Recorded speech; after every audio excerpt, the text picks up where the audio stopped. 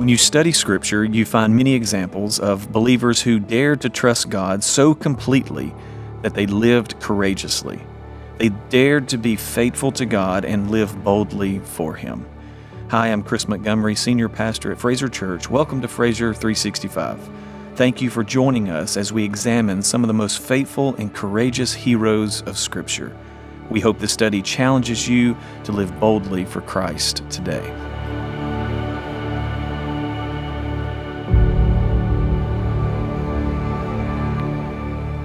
Welcome to day 37 of Dare to Be. Today's devotion is titled, The World's Trap. The 140th Psalm, verses 4 and 5, reads, Guard me, O Lord, from the hands of the wicked. Preserve me from violent men who have planned to trip up my feet. The arrogant have hidden a trap for me, and with cords they have spread a net. Beside the way, they have set snares for me. Our text for today comes from Daniel chapter 6, verses 6 through 9. Then these high officials and satraps came by agreement to the king and said to him, O King Darius, live forever. All the high officials of the kingdom, the prefects and the satraps, the counselors and the governors are agreed that the king should establish an ordinance and enforce an injunction that whoever makes petition to any god or man for 30 days, except to you, O king, shall be cast into the den of lions. Now, O king, establish the injunction and sign the document so that it cannot be changed, according to the law of the Medes and the Persians, which cannot be revoked. Therefore, King Darius signed the document and injunction. A group of pagan leaders agreed on one thing. They all came together to set a trap for Daniel. Kenneth Gangel describes this trap. The Crooked Caucus would not be content with some verbal announcement. They wanted this decree issued in writing so that it cannot be altered, in accordance with the laws of the Medes and the Persians, which cannot be repealed. Here, we find another one of those phrases which has made its way through the centuries to claim a place in common vocabulary. When we speak of something that cannot be changed, we still might refer to it as governed by the laws of the Medes and the Persians. The same phrase appears in Esther chapter 1, verse 19, and chapter 8, verse 8. Once it had been written, a royal edict could not be revoked. So by the end of verse 9, Daniel's enemies were ready to spring the trap.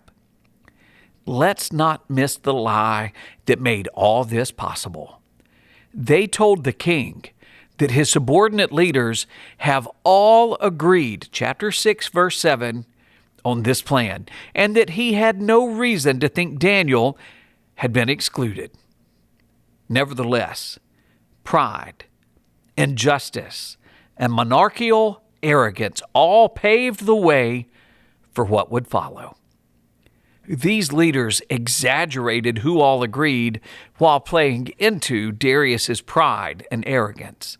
They also set a 30-day period, giving them ample time to expose Daniel's unwillingness to comply with the ordinance. We should never be shocked that the world opposes those who are faithful to God. Dale Ralph Davis explains this opposition as it relates to Daniel chapter 6, verses 1 through 9. Let us back away and look at verses 1 through 9 as a whole. This section carries a two-pronged message for Israel's exiles. See how gracious God is in giving you favor among your captors and even with kings. Therefore, don't despair, and see how costly it may prove to remain faithful when you are favored. Therefore, don't make an idol out of human favor. One never knows when the Tuesday morning may come when one must let go of human favor to stay faithful to God. And this dilemma comes from the animosity that men have for God's servants.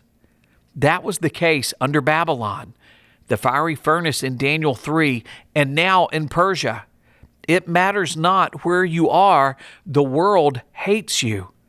There is an explanation for it. You can check out John chapter 15, verse 19.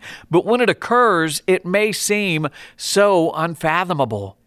Don't think that Daniel's is an exceptional situation. It is rather an exemplary one. This is the way it is with God's servants in this world.